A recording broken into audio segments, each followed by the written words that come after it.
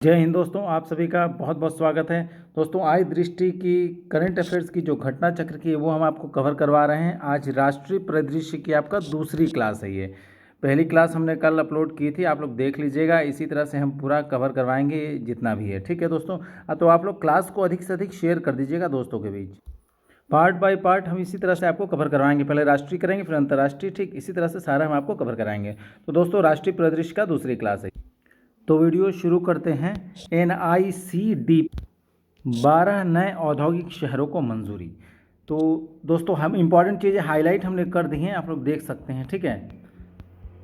तो इसमें आपका राष्ट्रीय औद्योगिक गलियारा विकास कार्यक्रम यानी कि NICDP national industrial corridor development programme Bharat का सबसे महत्वाकांक्षी बुनियादी ढांचा कार्यक्रम, India's most ambitious infrastructure programme है। इस कार्यक्रम का लक्ष्य है भारत में भविष्य के औद्योगिक शहरों यानी कि फ्यूचरिस्टिक इंडस्ट्रियल सिटीज़ का विकास करना है, जो विश्व के सर्वोत्तम विनिर्माण और निवेश स्थलों यानी कि मैन्युफैक्चरिंग एंड इन्वेस्टमेंट डेस्टिनेशंस के साथ प्रतिस्पर्धा कर सके।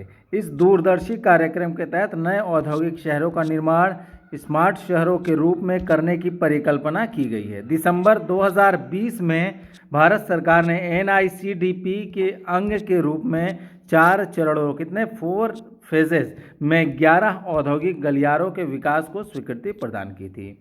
इन 11 गलियारों के अंतर्गत 4 चरणों में कुल 32 परियोजनाएं शामिल हैं। इन 32 परियोजनाओं में से पहले चरण में 4 ग्रीनफील्ड औद्योगिक स्मार्ट शहर पहले ही विकसित किए जा चुके हैं, जबकि 4 अन्य परियोजनाएं वर्तमान में विकसित की जा रही हैं। स्मरणीय तथ्य देख लेते हैं।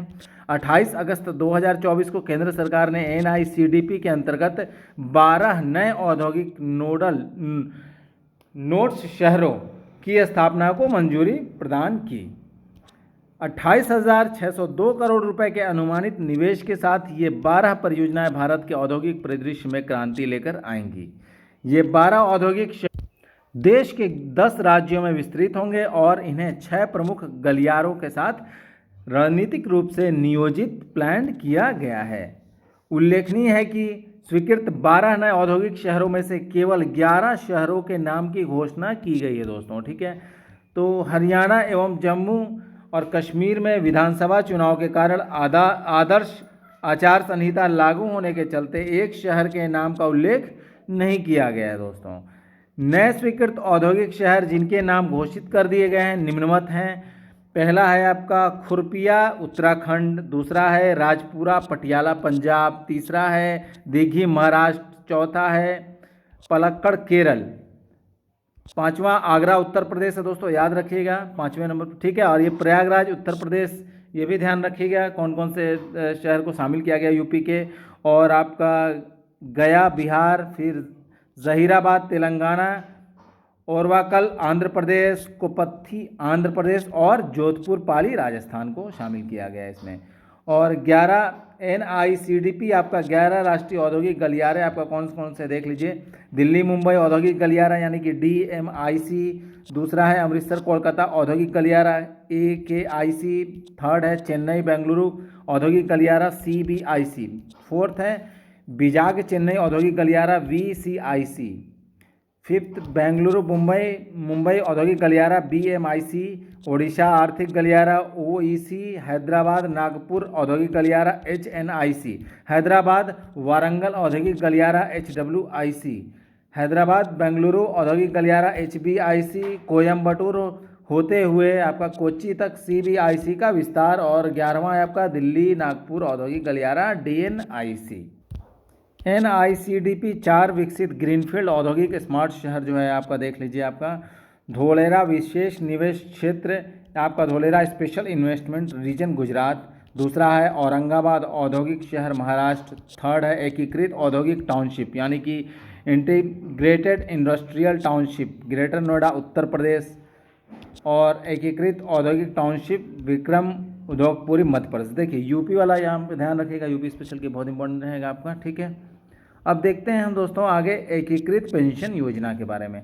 हाल ही में केंद्र सरकार ने केंद्र सरकार के कर्मचारियों को वृद्धावस्था में आय सुरक्षा यानी कि इनकम सिक्योरिटी प्रदान करने के दृष्टिकोण के साथ एक नई एकीकृत पेंशन योजना यूपीएस यूनिफाइड पेंशन स्कीम को मंजूरी प्रदान की। इस नई योजना से केंद्र सरकार के लगभग 23 लाख कर्मचारियों को लाभ प्राप्त होने की उम्मीद है। ऐसे कर्मचारी जो वर्तमान में जारी पेंशन योजना यथा राष्ट्रीय पेंशन प्रणाली यानी कि एनपीएस नेशनल पेंशन स्कीम के तहत लाभार्थी हैं, उनके पास यूपीएस पर स्विच करने का एक मुश्त विकल्प यानी कि वन टाइम ऑप्शन होगा। राज्यों को अपने कर्मचारियों को यूपीएस के ढांचे यानी कि यूपीएस फ्रेमवर्क के तहत लाने का विकल्प प्रदान किया गया है। 25 अगस्त 2024 को अपने सभी कर्मचारियों के लिए यूपीएस को मंजूरी प्रदान करने वाला महाराष्ट्र जो है आपका पहला राज्य बन गया। देख लीजिएगा, महाराष्ट्र पहला राज्य बना है दोस्तों यूपीएस को मंजूरी प्रदान करने वाला सभी कर्मचारियों को अपने। कब? 25 अगस्त 2024 को।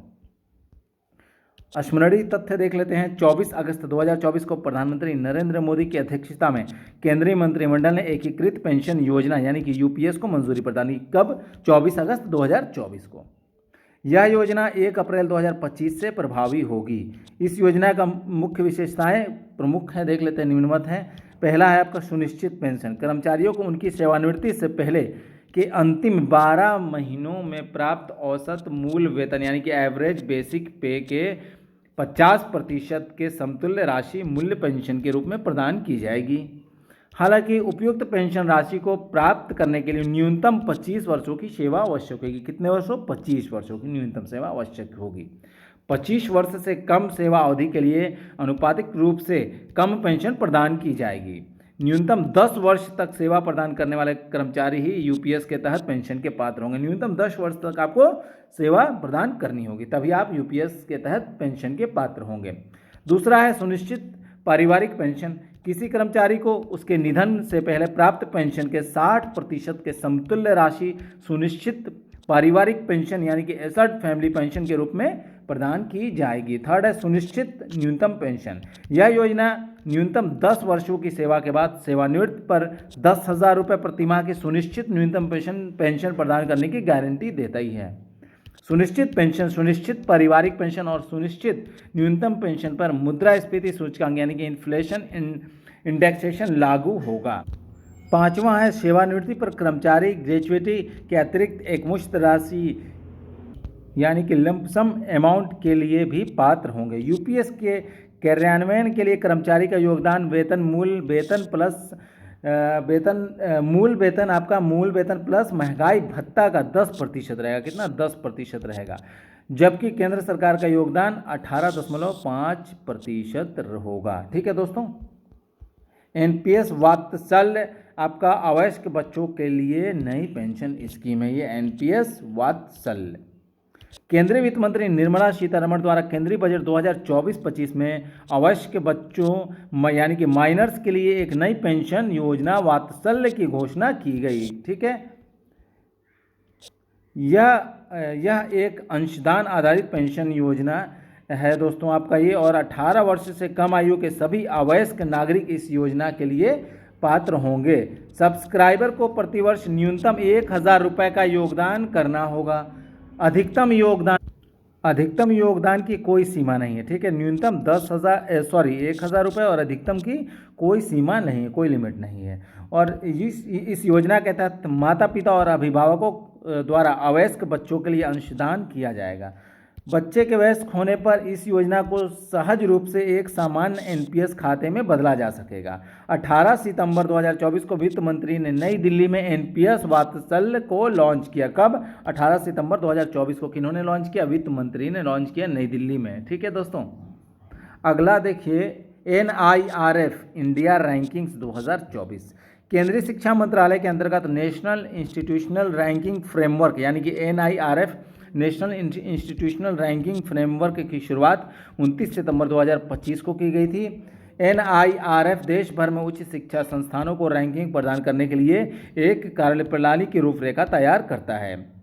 ध्यातव्य है कि इंडिया रैंकिंग्स का प्रथम संस्करण अप्रैल 2016 में जारी हुआ था। कब जारी हुआ था? अप्रैल 2016 में पहला संस्करण जारी हुआ था।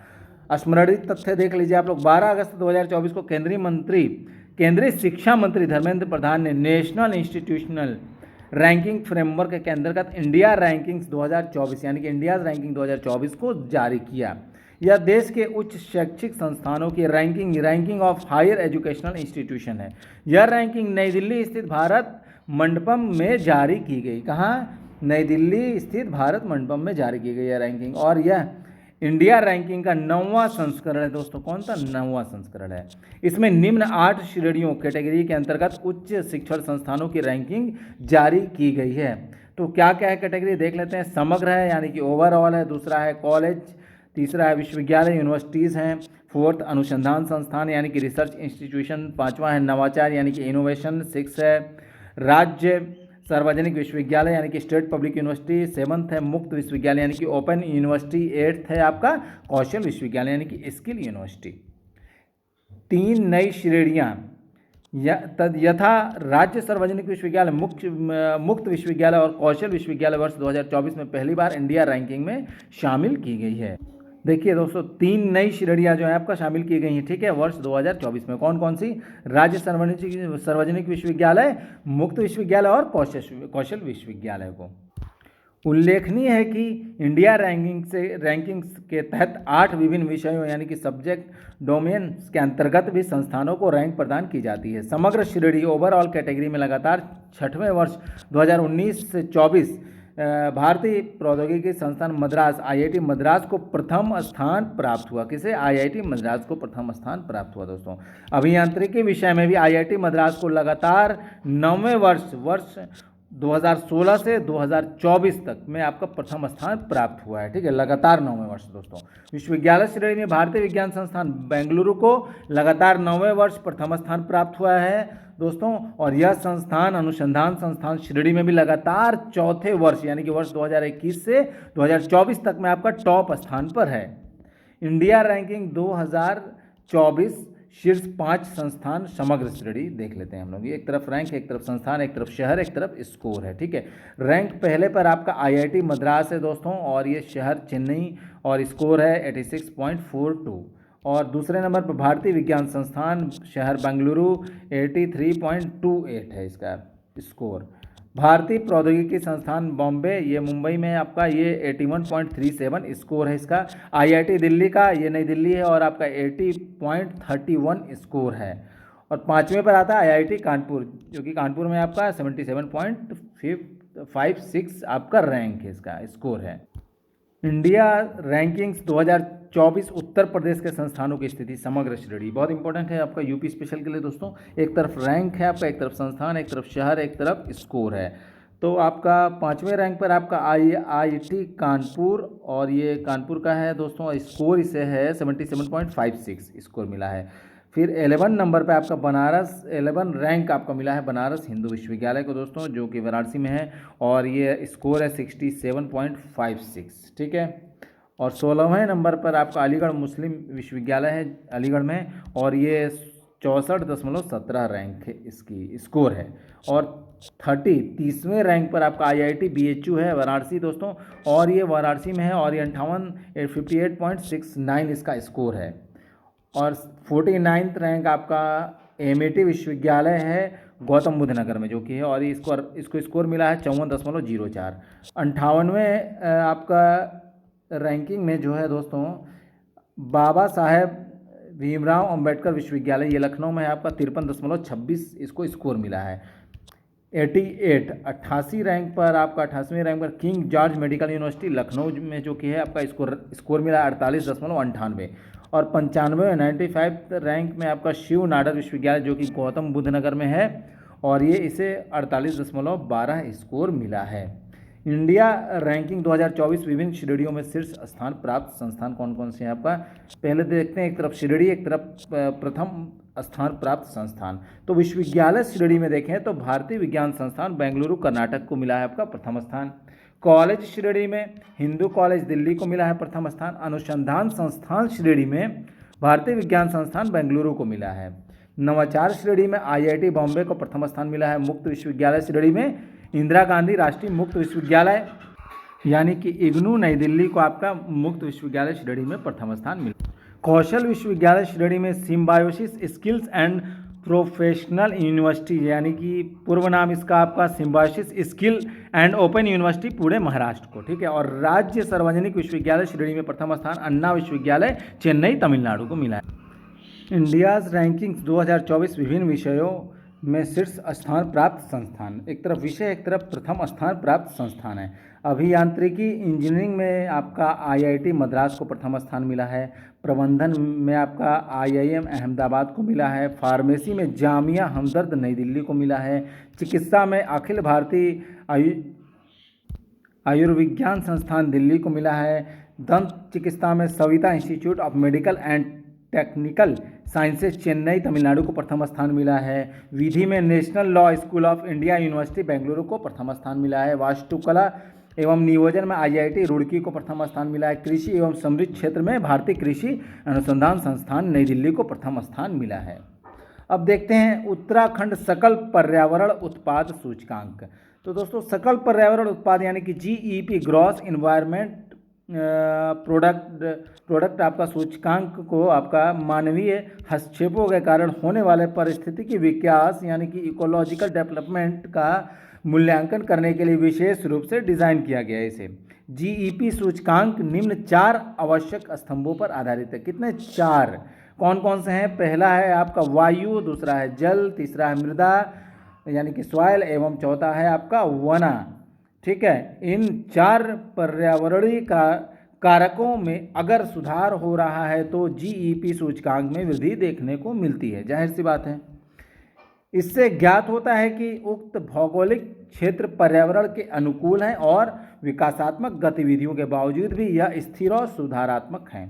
इसके विपरीत पर्यावरणीय गुणवत्ता में सुधार न होने या उसमें गिरावट दर्ज होने या उसमें कोई नकारात्मकता प्रदर्शित होने की स्थिति में जीईपी सूचकांक में गिरावट देखने को मिलती है। स्मरणीय तथ्य देख लीजिए। 19 जुलाई 2024 को उत्तराखंड के मुख्यमंत्री पुष्कर सिंह धामी ने उत्तराखंड सकल पर्यावरण उत्पाद सूचकांक को लॉन्च किया।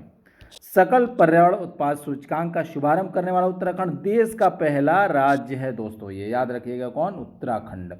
इस सूचकांक को लॉन्च करने का उद्देश्य पारिस्थितिकी को अर्थव्यवस्था से जोड़ना यानी कि लिंकिंग इकोलॉजी विद इकोनॉमी है। उत्तराखंड जीईपी सूचकांक का आकलन 4 मुख्य घटकों यथा जल, वायु, वन और मृदा के आधार पर किया गया है। उत्तराखंड में जीईपी के प्रभावी कार्यान्वयन के लिए एक प्रकोष्ठ बनाया जाएगा। जीईपी सूचकांक यह निर्धारित करेगा कि राज्य में विकास परक योजनाओं के साथ साथ जल, मृदा, वायु एवं वन में क्या परिवर्तन आए हैं। इस सूचकांक के परिणामों के विश्लेषण से भविष्य में पर्यावरण संरक्षण के क्षेत्र में लक्ष्य निर्धारित करने में मदद मिलेगी। अब देखते हैं एसडीजी इंडिया इंडेक्स 2023-24। तो दोस्तों सर्वप्रथम आपका एसडीजी इंडिया इंडेक्स का प्रकाशन वर्ष 2018 में किया गया था। पहली बार कब? वर्ष 2018 में। एसडीजी इंडिया इंडेक्स एवं डैशबोर्ड संयुक्त राष्ट्र भारत एवं यूएनडीपी इंडिया की साझेदारी में नीति आयोग की एक पहल है ये, ठीक है। किसकी साझेदारी में दोस्तों? आपका देख लीजिएगा इसको ध्यान से। डैशबोर्ड संयुक्त राष्ट्र भारत एवं यूएनडीपी इंडिया की साझेदारी, और इसका उद्देश्य आपका एसडीजीएस को प्राप्त करने की दिशा में हुई प्रगति के आधार पर भारतीय राज्यों एवं केंद्र शासित प्रदेशों की रैंकिंग तैयार करना है। इस सूचकांक का उद्देश्य आपका वैश्विक लक्ष्यों को प्राप्त करने में राज्यों एवं केंद्र शासित प्रदेशों के मध्य स्वस्थ प्रतिस्पर्धा को बढ़ावा देना है। साथ ही यह सूचकांक उन संवेदनशील क्षेत्रों और क्षेत्रीय अंतरालों यानी कि सेक्टोरियल गैप्स की पहचान करने में राज्यों एवं केंद्र शासित प्रदेशों की मदद करता है जिन पर अधिक ध्यान केंद्रित करने की आवश्यकता होती है। स्मरणीय तथ्य देखिए। 12 जुलाई 2024 को नीति आयोग द्वारा एसडीजी इंडिया इंडेक्स 2023-24 का चौथा संस्करण जारी किया गया। कब? 12 जुलाई 2024 को। डेट याद रखिएगा। इस इंडेक्स को नीति आयोग के उपाध्यक्ष सुमन बेरी, नीति आयोग के उपाध्यक्ष कौन है? सुमन बेरी द्वारा लॉन्च किया गया। एसडीजी इंडिया इंडेक्स 2023-24 का केंद्रीय विषय क्या है? आपका विषय याद रखिएगा, विकसित भारत की ओर सतत प्रगति, समावेशी विकास। ये इंपॉर्टेंट है दोस्तों, ठीक है विषय। और ये देखिए टुवर्ड्स विकसित Bharat, sustainable progress, inclusive growth. SDG India index का चौथा संस्करण 2023-24 16 लक्ष्यों पर 16 लक्ष्यों एवं 17वें लक्ष्य पर गुणात्मक विश्लेषण यानी कि क्वालिटेटिव एनालिसिस 70 उप लक्ष्यों और 113 संकेतकों यानी कि इंडिकेटर्स पर आधारित है दोस्तों। याद रखिएगा ये आंकड़ा। एसडीजी इंडिया इंडेक्स के चौथे संस्करण के तहत प्रत्येक राज्य एवं केंद्र शासित प्रदेश के लिए 16 एसडीजीएस पर लक्ष्यवार यानी कि गोल वाइज स्कोर की गणना की गई है। लक्ष्यवार स्कोर से राज्यों केंद्र शासित प्रदेशों के समग्र स्कोर, ओवरऑल स्कोर या कंपोजिट स्कोर की गणना की जाती है। समग्र स्कोर 0 से 100 की रेंज में विस्तारित होते हैं दोस्तों। और यदि किसी राज्य केंद्र शासित प्रदेश ने 100 अंक प्राप्त किए हैं तो यह दर्शाता है कि उसने लक्ष्य को प्राप्त कर लिया है। इस डीजी इंडिया इंडेक्स में राज्यों केंद्र शासित प्रदेशों को उनके समग्र एसडीजी स्कोर के आधार पर निम्न 4 श्रेणियों यानी कि 4 कैटेगरीज में वर्गीकृत किया गया है।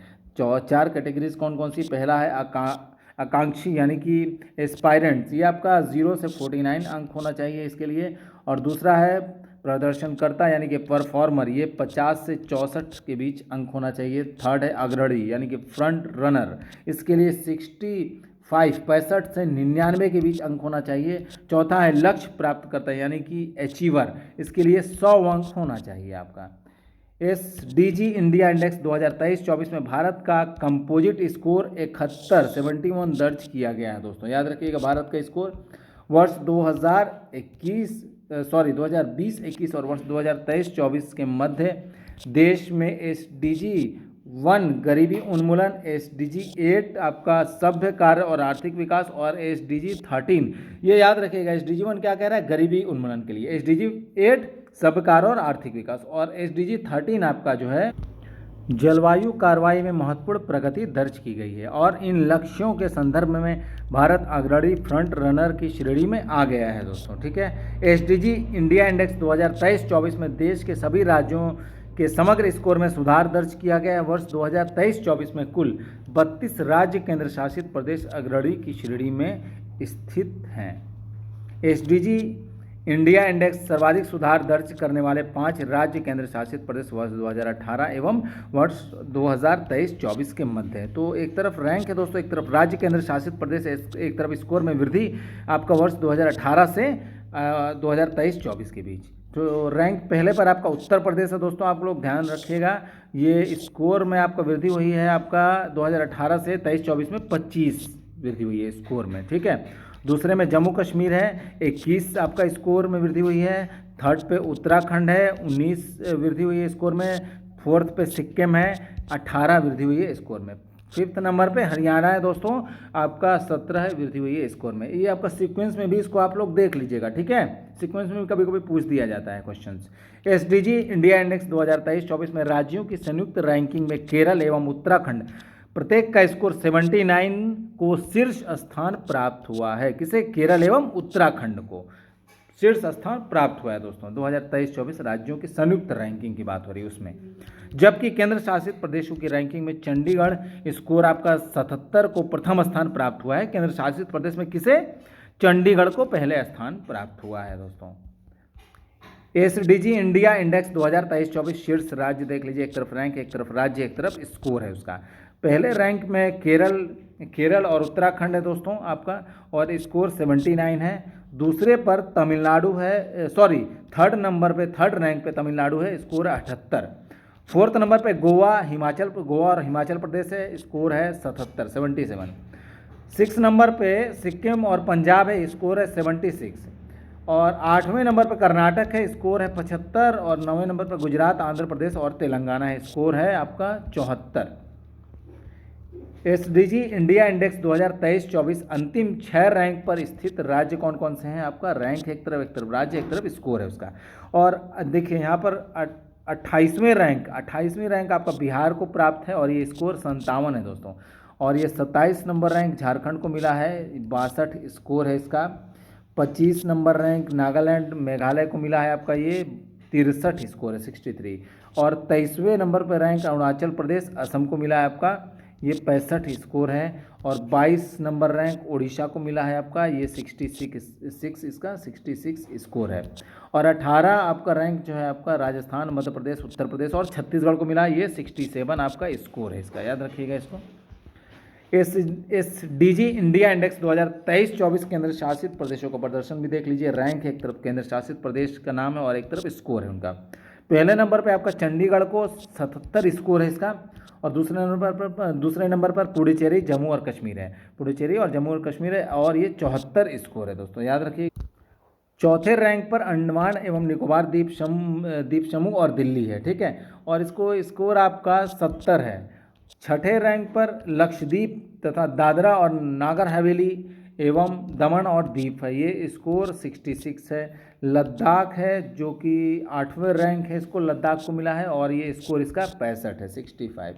राज्यों का प्रदर्शन देखा जाए तो अगर हम लोग देखिए, आकांक्षी जो है आपका एस्पायरेंट में यानी कि 0 से 49 के बीच में आपका कोई भी राज्य नहीं है, ठीक है। और अच्छा प्रदर्शन का बात करें यानी कि परफॉर्मर यानी कि 50 to 64 के बीच में, तो नागालैंड है, मेघालय, झारखंड है और बिहार है। अग्रणी अगर देखा जाए तो फ्रंट रनर आपका जिसका कि 65 से 99 के बीच जिनका स्कोर है, उसमें आपका राज्य है केरल है, हिमाचल प्रदेश, तमिलनाडु, आंध्र प्रदेश, गोवा, कर्नाटक, उत्तराखंड, सिक्किम, महाराष्ट्र, गुजरात, तेलंगाना, मिजोरम, पंजाब, हरियाणा, त्रिपुरा, मणिपुर, मध्य प्रदेश, पश्चिम बंगाल, छत्तीसगढ़, राजस्थान, उत्तर प्रदेश भी इसमें है, और असम, ओडिशा, अरुणाचल प्रदेश। और लक्ष्य प्राप्त करता दोस्तों अचीवर यानी कि 100 स्कोर, 100 स्कोर टोटल कोई का भी नहीं है, कोई भी नहीं है, कोई भी राज्य इसमें नहीं है, याद रखिएगा।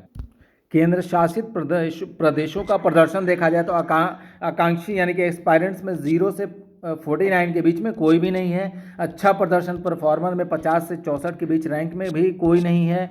और अग्रणी में आपका फ्रंट रनर में आपका 65 से 99 के बीच जो स्कोर है, उसमें आपका चंडीगढ़, दिल्ली, लक्षद्वीप, पुडुचेरी, अंडमान एवं निकोबार द्वीप समूह, जम्मू और कश्मीर, लद्दाख एवं दादरा और नागर हवेली एवं दमन और दीप। और लक्ष्य प्राप्त करता यानी कि अचीवर 100 स्कोर किसी का भी नहीं है, कोई भी राज्य नहीं है।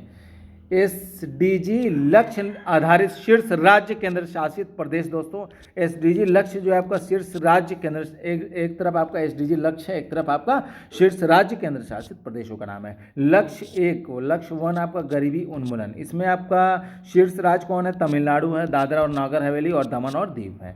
लक्ष्य 2 में आपको भूखमरी की समाप्ति है, जिसमें कि राज्यों का नाम है केरल और पुडुचेरी। लक्ष्य 3 में अच्छा स्वास्थ्य एवं कल्याण, जिसमें कि गुजरात और दिल्ली का राज्य का नाम है। लक्ष्य 4 में आपका गुणवत्तापूर्ण शिक्षा आता है, जिसमें कि केरल और दिल्ली है। लक्ष्य 5 आपका लैंगिक समानता में नागालैंड और लक्षद्वीप है। लक्ष्य 6 में आपका स्वच्छ जल एवं स्वच्छता, जिसमें कि गोवा, अंडमान एवं निकोबार द्वीप समूह है।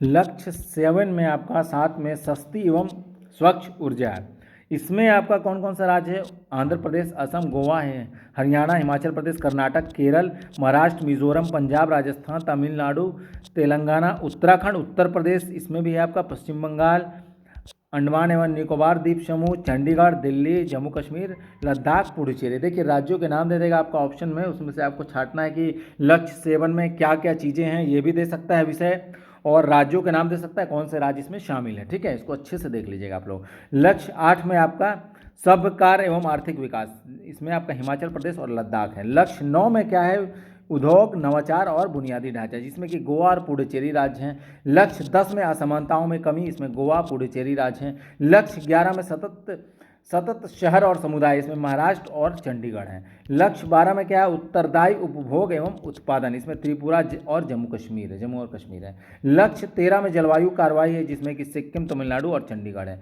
लक्ष्य 14 में जल के नीचे जीवन, इसमें पश्चिम बंगाल है। लक्ष्य 15 में भूमि पर जीवन, इसमें झारखंड, त्रिपुरा, दादर और नागर हवेली और दमन और दीप है। लक्ष्य 16 में शांति, न्याय और मजबूत संस्थान, जिसमें कि गुजरात और लद्दाख है दोस्तों। अब हम देखते हैं संविधान हत्या दिवस के बारे में दोस्तों।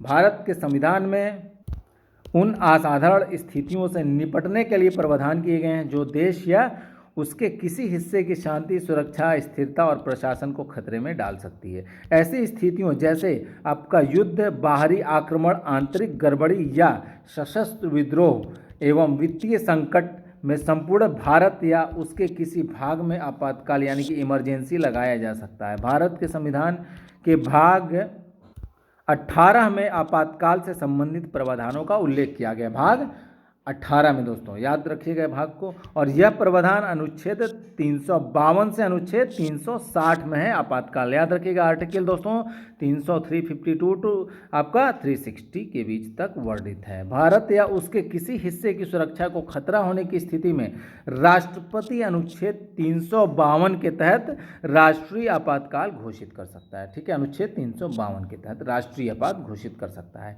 स्वतंत्रता के बाद से अब तक 3 बार देश में राष्ट्रीय आपातकाल की घोषणा की गई है। कितने बार दोस्तों? 3 बार। सर्वप्रथम भारत चीन युद्ध के दौरान पहली बार, कब? 26 अक्टूबर 1962 से 10 जनवरी 1968 तक आपातकाल लगाया था पहली बार तक देश में आपका आपातकाल घोषित किया गया था। दूसरी बार दोस्तों आपका भारत पाकिस्तान युद्ध के मद्देनजर आपका 3 दिसंबर 1971 को देश में आपातकाल की घोषणा की गई थी। ठीक है, और इस उद्घोषणा के लागू रहने के दौरान ही देश में आपातकाल की एक नई उद्घोषणा आपका 25 जून 1975 को कर दी गई थी दोस्तों। ठीक है, देश में आंतरिक गड़बड़ी के आधार पर यह आपातकाल लागू किया गया था। उपयुक्त दोनों आपातकाल मार्च 1977 में समाप्त घोषित कर दिए गए थे। कुछ स्मरणीय तथ्य देख लीजिए। प्रधानमंत्री नरेंद्र मोदी के नेतृत्व में केंद्र सरकार ने प्रतिवर्ष 25 जून को संविधान हत्या दिवस के रूप में मनाने का निर्णय लिया है। देखिए कब मनाया जाएगा? 25 जून को हर वर्ष मनाया जाएगा संविधान हत्या दिवस। ठीक है, इस संबंध में केंद्रीय गृह मंत्रालय द्वारा 11 जुलाई 2024 को एक अधिसूचना जारी की गई है। साथ ही इसे 12 जुलाई 2024 को भारत के राजपत्र में शाम में प्रकाशित किया गया। जारी अधिसूचना के अनुसार 25 जून 1975 को आपातकाल की घोषणा के पश्चात तत्कालीन केंद्र सरकार द्वारा सत्ता का घोर दुरुपयोग किया गया और भारत के लोगों पर जातियां और अत्याचार किए गए। उक्त आपातकाल की अवधि के दौरान सत्ता के घोर दुरुपयोग का सामना और संघर्ष करने वाले सभी लोगों को श्रद्धांजलि देने के लिए 25 जून को संविधान हत्या दिवस घोषित किया गया। दोस्तों इस अधिसूचना के माध्यम से भारत के लोगों को भविष्य में किसी भी तरह से सत्ता के घोर दुरुपयोग का समर्थन नहीं करने के लिए पुनः प्रतिवृत्त किया गया है। केंद्रीय गृह मंत्रालय द्वारा जारी प्रेस विज्ञप्ति के अनुसार 25 जून 1975 को आपातकाल को लागू कर तत्कालीन केंद्र सरकार द्वारा सरकार के लोकतंत्र की आत्मा का गला घोटा गया और भारत के लोकतंत्र की आत्मा का गला घोटा गया और लाखों लोगों को अकारण जेल में डाल दिया गया। इस अवधि में तत्कालीन तानाशाही सरकार ने लोगों को असंख्य यातनाएं दी और मीडिया की आवाज़ को भी दबा दिया गया। उल्लेखनीय है कि इसे पूर्व 26 जून 2024 को 18वीं लोकसभा के अध्यक्ष के रूप में पुनः चुने जाने के पश्चात ओम बिरला ने 25 जून 1975 की आपातकाल की घोषणा पर एक निंदा प्रस्ताव पेश किया था। दोस्तों इस दौरान सदन में आपातकाल में आहत हुए देश के नागरिकों का स्मरण करते हुए 2 मिनट का मौन भी रखा गया था। ओम बिरला ने भारत के इतिहास में 25 जून 1975 के दिन को काला अध्याय बताते हुए तत्कालीन प्रधानमंत्री इंदिरा गांधी की कमिटेड ब्यूरोक्रेसी और कमिटेड जुडिशरी की धारणा को लोकतंत्र विरोधी रवैया करार दिया। हैदराबाद मुक्ति दिवस के बारे में देख लीजिए। भारत सरकार ने 17 सितंबर को प्रतिवर्ष हैदराबाद मुक्ति दिवस यानी कि हैदराबाद लिबरेशन डे के रूप में मनाने का निर्णय लिया है। कब? 17 सितंबर को हर वर्ष मनाया जाएगा। इस संबंध में 12 मार्च 2024 को केंद्रीय गृह मंत्रालय द्वारा एक अधिसूचना जारी की गई। साथ ही इसे 12 मार्च 2024 को ही भारत के राजपत्र में प्रकाशित कर दिया गया। हैदराबाद को मुक्त कराने वाले शहीदों की याद में और युवाओं के मन में देशभक्ति की लौ जलाने के लिए 17 सितंबर को हैदराबाद मुक्ति दिवस के रूप में मनाया जाएगा। उल्लेखनीय है कि 15 अगस्त 1947 को भारत को स्वतंत्रता प्राप्त होने के 13 महीने बाद तक हैदराबाद को आज़ादी नहीं मिली थी। यह निजाम के शासन के अधीन था। यह क्षेत्र 17 सितंबर 1948 को ऑपरेशन पोलो यानी कि ऑपरेशन पोलो नामक पुलिस कार्रवाई के बाद निजाम के शासन से मुक्त हो गया। देखिए ऑपरेशन पोलो का संबंध किससे दोस्तों? हैदराबाद को मुक्त कराने से। ठीक है, यह 17 सितंबर 1948 को, ठीक याद रखिएगा डेट। अब देखते हैं हम वैश्विक इंडिया यानी एआई शिखर सम्मेलन 2024। वैश्विक इंडिया एआई शिखर सम्मेलन 2024। वैश्विक इंडिया एआई शिखर सम्मेलन वैश्विक हितधारकों के लिए एक महत्वपूर्ण मंच के रूप में कार्य करता है, जिसके माध्यम से वे सहयोग एवं नवाचार कर एआई के भविष्य को आकार दे सकते हैं। एआई नवाचार में स्वयं को विश्व में अग्रणी देश के रूप में स्थापित करने की भारत की आकांक्षा के दृष्टिगत वैश्विक इंडिया एआई शिखर सम्मेलन 2024 आयोजित किया गया। स्मरणित तथ्य देखिए, 3 से 4 जुलाई 2024 को भारत मंडपम नई दिल्ली में वैश्विक इंडिया एआई शिखर सम्मेलन 2024 यानी कि ग्लोबल इंडिया एआई समिट 2024 का आयोजन किया गया। कब से कब तक? 3 से 4 जुलाई 2024 के मध्य तक, याद रखिएगा डेट। और कहाँ? भारत मंडपम नई दिल्ली में। इस शिखर सम्मेलन का आयोजन जो है केंद्रीय इलेक्ट्रॉनिकी और सूचना प्रौद्योगिकी मंत्रालय द्वारा किया गया। केंद्रीय इलेक्ट्रॉनिकी एवं सूचना प्रौद्योगिकी मंत्री कौन है आपका? अश्विनी वैष्णव ने वैश्विक इंडिया एआई शिखर सम्मेलन 2024 का उद्घाटन किया। इस शिखर सम्मेलन में कंप्यूटर क्षमता, आधारभूत model, data set, application development, future skills, startup वित्त पोषण यानी कि स्टार्टअप फाइनेंसिंग और सुरक्षित एआई यानी कि सेफ एआई जैसे क्षेत्रों में एआई के विकास को आगे बढ़ाने पर ध्यान केंद्रित किया गया, जो इंडिया एआई मिशन के 7 स्तंभों यानी कि पिलर्स के अनुरूप है। तो दोस्तों, इस शिखर सम्मेलन के दौरान OECD यानी कि organisation for economic cooperation and development और GPAI यानी कि global partnership on artificial intelligence ने कृत्रिम बुद्धिमत्ता यानी कि एआई पर एक नई एकीकृत साझेदारी इंटीग्रेटेड पार्टनरशिप की घोषणा की। गंतव्य है कि GPAI एक बहुहितधारक पहल यानी कि मल्टी स्टेक होल्डर इनिशिएटिव है, जिसे जून 2020 में लॉन्च किया गया था। दोस्तों, GPAI के संस्थापक सदस्यों में भारत भी शामिल है। याद रखिएगा, भारत भी इसके संस्थापक सदस्यों में है GPAI के। वर्ष 2024 में भारत GPAI का प्रमुख अध्यक्ष है, लीड चेयर है। दोस्तों याद रखिएगा, वर्ष 2024 में भारत जो है GPAI का प्रमुख अध्यक्ष है। एआई प्रशंसा दिवस के बारे में देखिए, प्रतिवर्ष 16 जुलाई को एआई प्रशंसा दिवस यानी कि एआई एप्रिसिएशन डे के रूप में मनाया जाता है। प्रतिवर्ष कब? 16 जुलाई को एआई प्रशंसा दिवस। यह कृत्रिम बुद्धिमत्ता और संबंधित प्रौद्योगिकियों में प्रगति और नवाचार पर प्रकाश डालने वाला एक वार्षिक कार्यक्रम है। ये एआई पर ऐतिहासिक प्रस्ताव 21 मार्च 2024 को संयुक्त राष्ट्र महासभा यानी कि UN जनरल असेंबली ने कृत्रिम बुद्धिमत्ता यानी कि एआई आर्टिफिशियल इंटेलिजेंस पर एक ऐतिहासिक प्रस्ताव रेजोल्यूशन को अंगीकृत यानी एडॉप्टेड किया। यह प्रथम अवसर है जब महासभा ने किसी उभरते हुए क्षेत्र को विनियमित करने के लिए किसी प्रस्ताव को अंगीकृत किया है। संयुक्त राष्ट्र अमेरिका द्वारा प्रायोजित और 123 देशों द्वारा सह प्रायोजित इस प्रस्ताव को बिना किसी मतदान के सर्वसम्मति से अपनाया गया। इसका अर्थ है कि इस प्रस्ताव को संयुक्त राष्ट्र के सभी 193 सदस्यों का समर्थन प्राप्त है। दोस्तों, संयुक्त राष्ट्र के कितने सदस्य हैं वर्तमान में? 193 सदस्य हैं। अब इंडिया एआई मिशन देखिए, कृत्रिम बुद्धिमत्ता यानी कि आर्टिफिशियल एआई आर्टिफिशियल इंटेलिजेंस को बुद्धिमान मशीनों इंटेलिजेंट मशीन्स विशेष रूप से बुद्धिमान कंप्यूटर प्रोग्राम के निर्माण के विज्ञान एवं अभियांत्रिकी यानी कि इंजीनियरिंग के रूप में परिभाषित किया जा सकता है। कृत्रिम बुद्धिमत्ता इस धारणा पर आधारित है कि मानव विचार यानी कि ह्यूमन थॉट्स की प्रक्रिया को मशीनीकृत यानी कि मशीनाइज किया जा सकता है। वस्तुतः कृत्रिम बुद्धिमत्ता यानी कि एआई के अंतर्गत उन सभी चीज़ों को आच्छादित यानी कि कवर किया जा सकता है जो कंप्यूटरों को मनुष्य की तरह व्यवहार करने में सक्षम बनाती है। स्मरणित तथ्य देखिए, मार्च 2024 में प्रधानमंत्री नरेंद्र मोदी की अध्यक्षता में केंद्रीय मंत्रिमंडल ने इंडिया एआई मिशन को मंजूरी दी। कब? मार्च 2024 में। इस व्यापक राष्ट्रीय स्तरीय मिशन हेतु बजट परिव्यय आपका कितना है? 10,371.92 करोड़ रुपए निर्धारित है। याद रखिएगा ये राशि आपका, ठीक है। यह विशाल बजटीय आवंटन अगले 5 वर्षों के लिए है, ठीक है। इस मिशन को लॉन्च किया जाना भारतीय एआई पारिस्थितिकी तंत्र को मजबूती प्रदान करने की दिशा में एक महत्वपूर्ण कदम है। इस मिशन को डिजिटल इंडिया कॉरपोरेशन यानी कि डिजिटल इंडिया कॉरपोरेशन के अंतर्गत AI India AI independent business division द्वारा कार्यान्वित किया जाएगा। इंडिया एआई मिशन के निम्न घटक हैं। पहला है आपका इंडिया एआई कंप्यूटर क्षमता यानी कि इंडिया एआई कंप्यूटर कैपेसिटी। इस स्तंभ के माध्यम से एक उच्च स्तरीय एवं विस्तार योग्य स्केलेबल एआई कंप्यूटिंग परिस्थिति के तंत्र का निर्माण किया जाएगा, जो भारत में एआई के क्षेत्र में तेजी से बढ़ते स्टार्टअप्स और अनुसंधान परितंत्र की मांगों को पूरा करेगा। यह एआई कंप्यूटिंग अवसंरचना सार्वजनिक निजी सहयोग के माध्यम से 10,000 से अधिक जीपीएस यानी कि ग्राफिक्स प्रोसेसिंग यूनिट्स को तैनात करके निर्मित की जाएगी। इंडिया एआई, दूसरा है आपका इंडिया एआई नवाचार केंद्र यानी कि इंडिया एआई इनोवेशन सेंटर।